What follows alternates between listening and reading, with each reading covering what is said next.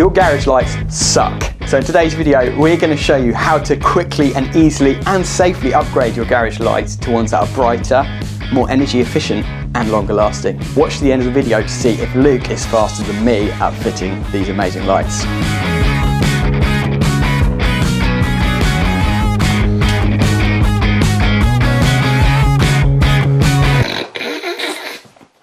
First, a small disclaimer, we don't usually like to teach people how to do their own electrics. However, I know for a fact that people are going to change their own garage lights. So in today's video, we're going to try and teach them how to do it safely. Technically, if you're just swapping like for like, you can do it as a DIY homeowner. It doesn't need a certificate as such.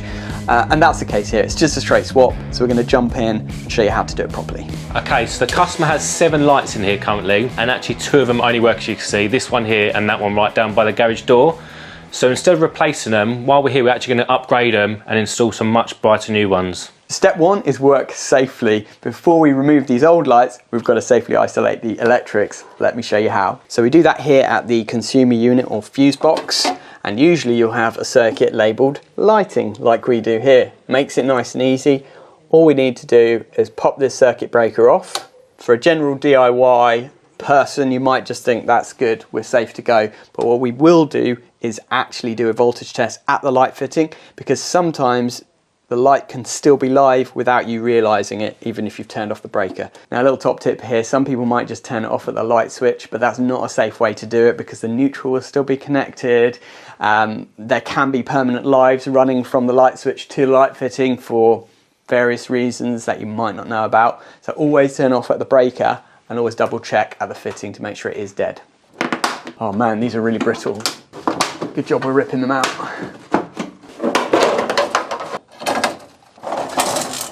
Wow, we've got some serious length on those cables. It's quite good. So this is what we call a GS38 approved test lamp or lead. It tests voltage and is designed to do that safely. And here we've got a proving unit where we can test the voltage to make sure the test is working.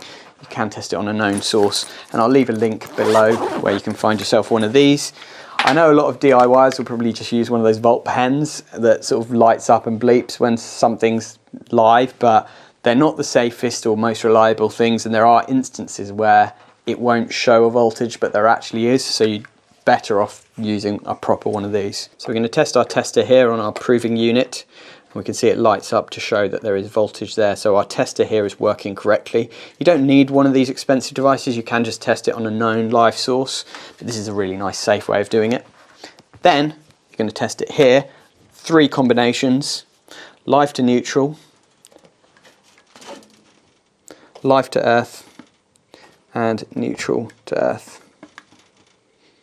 There's no voltage, so seems like we're safe to work, but we need to test our tester again just to make sure it's not broken in the process of moving it around.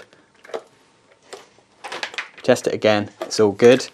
Now we can confidently start work knowing that we're not going to get blown up or electrocuted. I've got to say, I am loving this Packout stuff. It's pretty cool, although this is so heavy. This is my entire toolkit. So I've got my testing box at the top with my mega tester. All the lights that I use for like testing, and they're just really good to have in here. So my whole test kit is basically in there. Got the proving unit and little tools, screwdrivers and stuff. That's in the top box. This box, which is really like all my hand tools and stuff. So I've got my little Vito pouch, which has all my basic hand tools in. Got a couple more uni lights in here. You can get 25% off in the link in the description if you want some of these lights. They're really good. It's amazing how much you can fit. And then in here, in the bottom one, got all the power tools. Boom. Got the impact driver, so I'm going to use this to remove the lights. Okay, so Jordan, we've got 2 very important steps on safe isolation. Number 1 is always seek permission from the customer.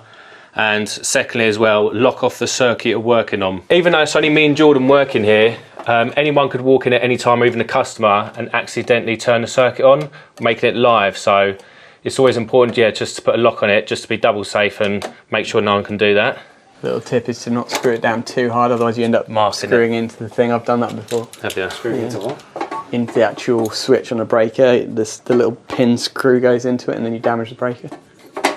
Perfect example of why you should lock off. I was working on site with another electrician, I won't mention names, and after I'd finished my jobs, I went along and turned on all the breakers on the board I was working on, but I forgot about the other electrician working outside, which subsequently I turned on his board, which made that live. So within the next 2 minutes, he came steaming in the room, shouting at me, asking if I'd turn the brake on, which was my fault, but also his fault on his behalf. So now that it's safe to work, we're going to rip out these old lights.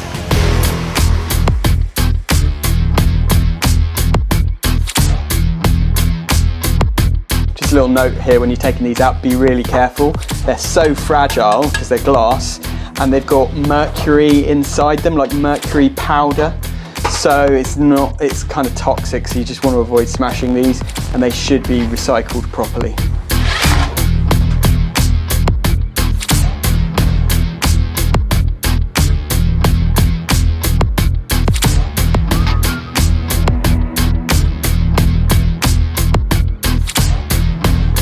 I think this is the most over-engineered wiring for garage lights I've ever seen. Like, all of this conduit, and they've drilled through these joists and gone through the back of that box into this one, into the back of this, all these bends and trunking everywhere. It's sort of like a commercial industrial style install, but in a garage. Let me know in the comments if you've got any idea why they might have done the wood like that. Okay, so because the old lights had fluorescent tubes, we need to recycle them properly. The best way we do this, and you can probably do the same, is you take them back to your wholesaler, they'll recycle them there free for you. So we're going to be installing these JCC Tough LED Pros today. For any lights that you buy here in the UK, when you buy them at wholesaler or something, you actually pay what's called a WE charge, the waste electronic recycling thing. Basically, you're paying up front for the recycling of the product at the end of life, which is why they'll take the old tubes back and recycle them for you for free, because it's all part of this waste electronic recycling program that's going on. I don't know how it works in other parts of the world. Let me know in the comments below. Okay, so with these particular lights, I'm just going to quickly show you how to take them down. Most of the batten lights like this, the halogen ones and fluorescent ones, they're sort of similar. But if you just open or loosen these clips around the edge of them, as you can see, these are very brittle because they've been here a while. There you go, and that will release the cover. Secondly, to take these light bulbs out, if you just give them a twist, they'll rotate and they just drop out like this. So next, these particular ones again, like I say, if you just push these clips in, it'll bring this down. And then the same on the other side. With these are your terminals here. You have live, earth and neutral. On each one you can see you've got two cables. So basically this means you've got one cable going in here and another cable going out. And if you look over to this one, which is where it feeds, this has just got one cable, which this means it's the end of line. So that is the very last light on this lighting circuit. So most modern lights as well, they're push fits.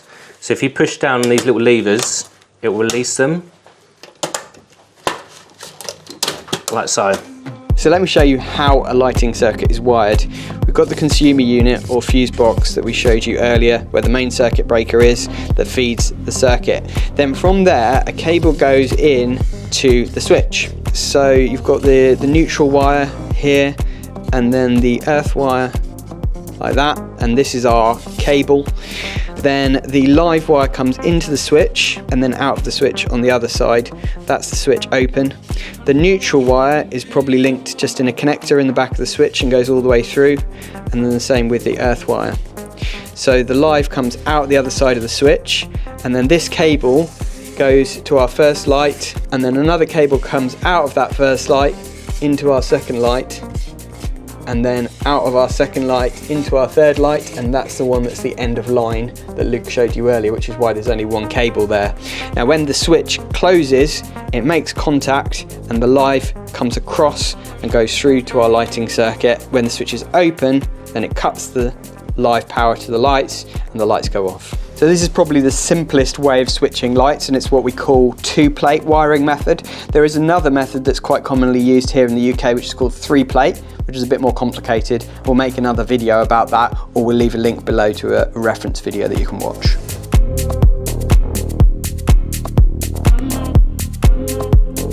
I did want to show you inside this light switch, but they have wired it in a really weird way.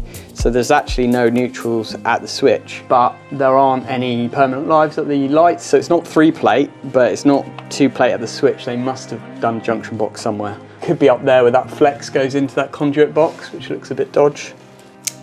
So the lights we're installing today are the JCC Tough LED Pros. We've chosen these because they're really good quality and they've got some design features which I really like. JCC in general, we use their lights a lot because they are designed by electricians for electricians.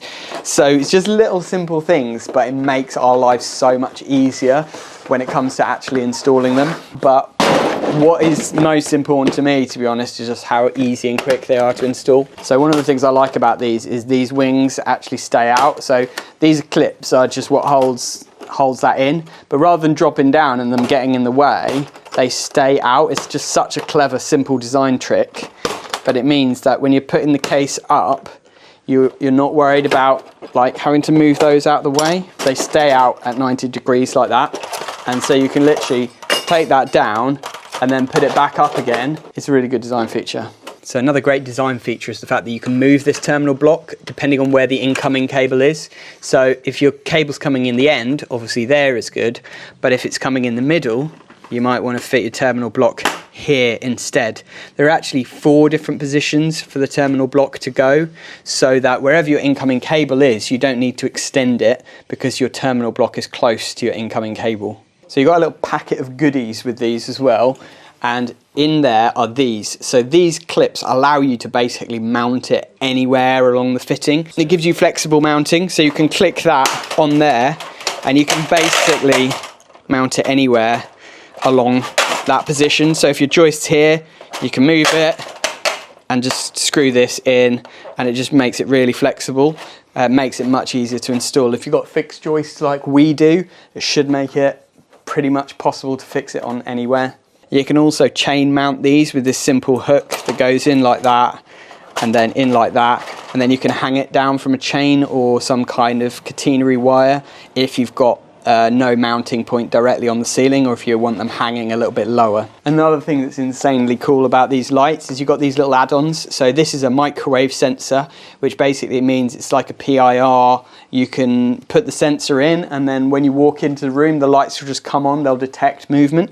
And this is literally plug and play. So you just clip it in like that, clip it in there at this end. So you unplug this one, which is your mains input, and then you unplug your earth here as well. Lift that earth pin up here, plug your earth pin in there. Then your mains input goes into the mains input on the microwave sensor. And then the mains output goes back into the LED driver, like that. And suddenly you've turned it into a microwave sensor light. Now you can do exactly the same with an emergency pack. If you want to turn it into an emergency light, you've got an emergency pack that sticks there. That's basically like a battery that will keep the light running for a certain amount of time after the power's cut off, so that in an emergency you've got light as well. And that just clicks in there, so it's just an optional extra that you can add on. And they've got these little remote controllers to program the microwave sensor, so you don't even need to take the fitting down to change the dip switches on the microwave sensor. You can just program it with a remote control.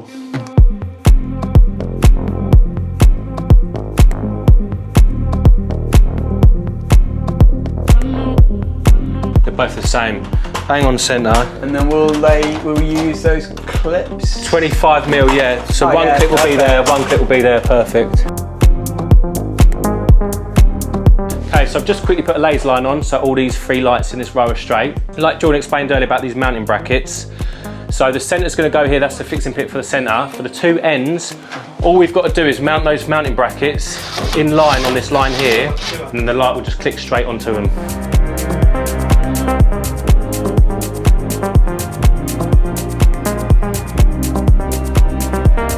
Going to prep these for Luke to make his life a bit easier. I love these twin and earth strippers. I know some people hate them, but for LSF, which this is, it's low smoke and fume cable, it's really stiff insulation on it. Just makes your life so much easier. So like I explained earlier when we were taking down the other light fitting, this one's the end of line. So it's only got 1 cable. So like I said, it's the last light fitting on that circuit. Basically, it's just exactly the same as mirror image. You've got your live, neutral and earth. And like I say, these are push fit terminals exactly the same as the ones I took down.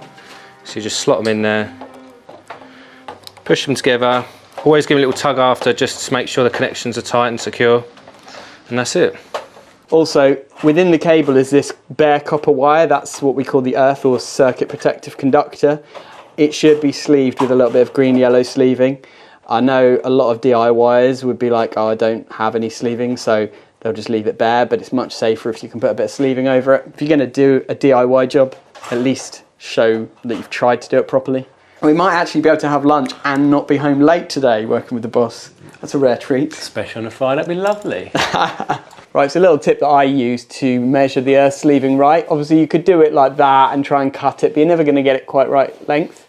So I slide it over like that, bend it so that you see where the copper is, then slide it back however much you want to be exposed, cut it, and then like that. So this light is the only one that's wired in flex cable. It's round and the cores inside it, instead of being solid copper, they're stranded, fine stranded copper. So we strip this slightly differently. I've got this great little tool, one of my favorites, called the Nipex Ergo Strip, and it just wraps around it like that. Then you give it a little twist and then you can pull and it just strips the whole thing back really nicely. So what we do with flexible stranded cable like this is we have to put what are called ferrules on it to basically hold the strands in nice and neat. So we strip it back like this, and then we use this little cheeky tool, a ferrule crimper from Mr. Quality, link in the description below for cheapo Amazon tool, and then we pop these over the ends of the wire. So with all these great little features of these lights, the question is, are they any quicker to install? I'm going to do a bit of a race and see how quickly we can get these up. 3, 2, 1, go. 3, 2, 1.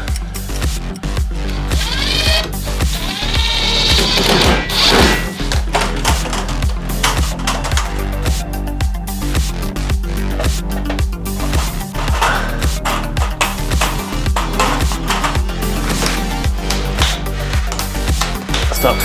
You got drilled hole, as soon as you drilled hole, start it. Go!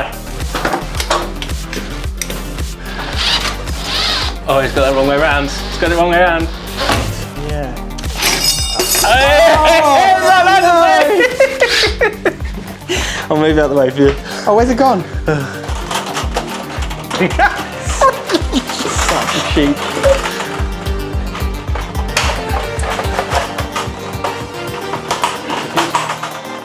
Oh, mate, I've got cable traps. There we go.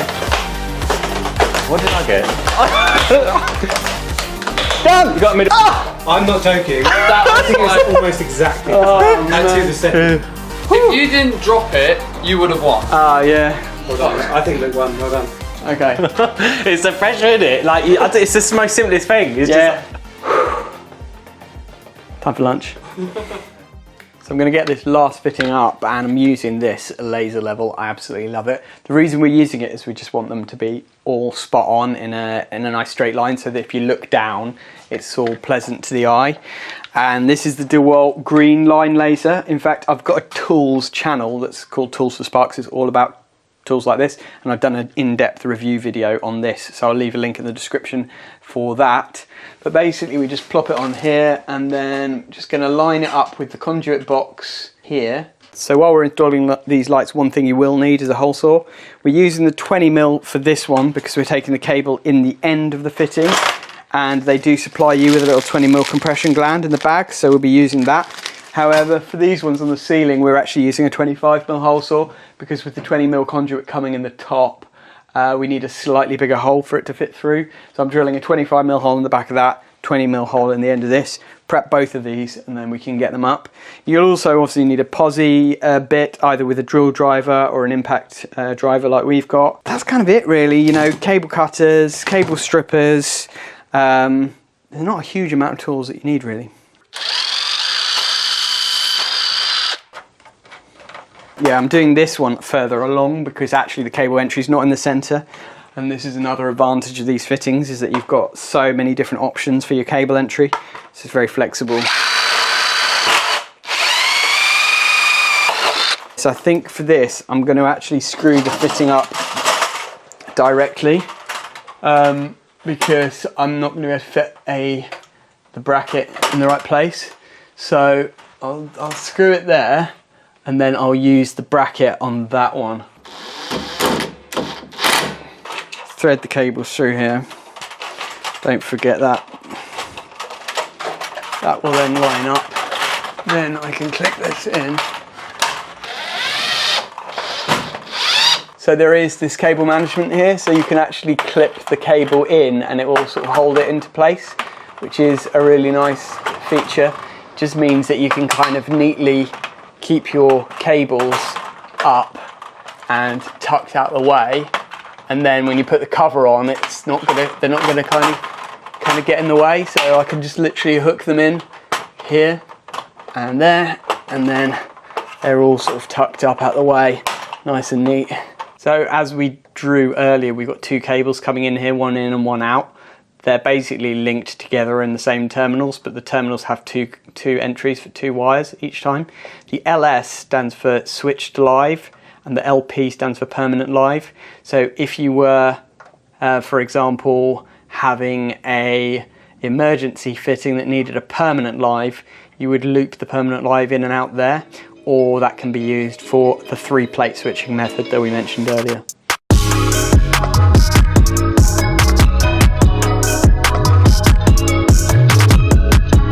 So this is slightly different because we've got the cable coming in the end, so we're just going to thread it in there. And then I think we can probably use we could use the smart sort of brackets on this one as well. So we'll just put one in the middle there, one in the middle there, and then we can click it into place. So usually with fine stranded cables we do use ferrules. However, these push fit terminals I believe can be used with fine stranded cabling. And the ferrules are actually too big to fit in there. So we'll probably just have to remove them in this case. Now you might wonder, why is the light going here and not in the center of this space?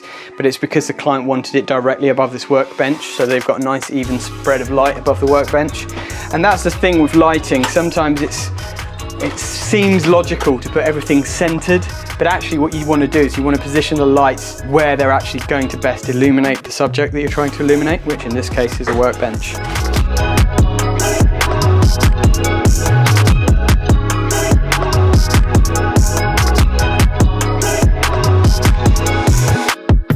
Right, need to get Luke's key so that we can unlock that. So Luke made a fatal mistake. When you do lockout, tag out, you're supposed to leave the key in your pocket so nobody else can turn it back on. He just left it on the windowsill.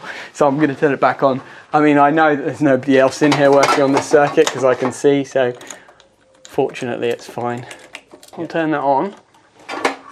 And then, moment of truth. Wow, that is an improvement. So let's do a comparison between this new one and the previous one, timing wise. How long does it take to come on? So to be fair, I'm really impressed with these lights. They are super bright, super easy to install, and for the wattage, they're impressive. So these lamps are 58 watts each, right? And some of these light fittings, most of the light fittings that we've taken out had 2 of these. So in total, we've removed 13 of these 58 watt tubes. That was 764 watts of energy was being used when all of these lights were turned on. Now, the new lights are 29 watts each, which amounts to 203 watts when they're all on. So that's a 73.4% decrease in energy consumption. And as you can see, they're way brighter and they're gonna last way longer than these fluorescent tubes. No faffing around with tubes, no more flickering lights, just super bright, fantastic quality light. So how'd you get on up there, Luke? It's one of those, a 5-minute job, just replace some downlights, but they left no slack or anything like that on the cables, so I had to fully get up in the loft and almost do them from above. It's always the way, isn't it? Friday afternoon, quick, easy job, 5 downlights to change, 10-minute job. Yeah, never as simple as regretting volunteering for that one, so. Well, we're done in here, and what do you think of the finished product? Nice, a lot brighter, 10 times brighter. Yeah, they're pretty quick and easy to install too, so yeah, I'm quite impressed with this product really. So I hope you've enjoyed this video and it was helpful to you. If it was, make sure you like and subscribe, and there's a link below if you want to find out more about those JCC downlights. But why not settle in and watch another video, because there's a great video up here where we showcase some amazing garden lighting, and there's another video here which is the one that YouTube thinks you will enjoy the most. But either way, thanks for watching and we'll see you on the next one.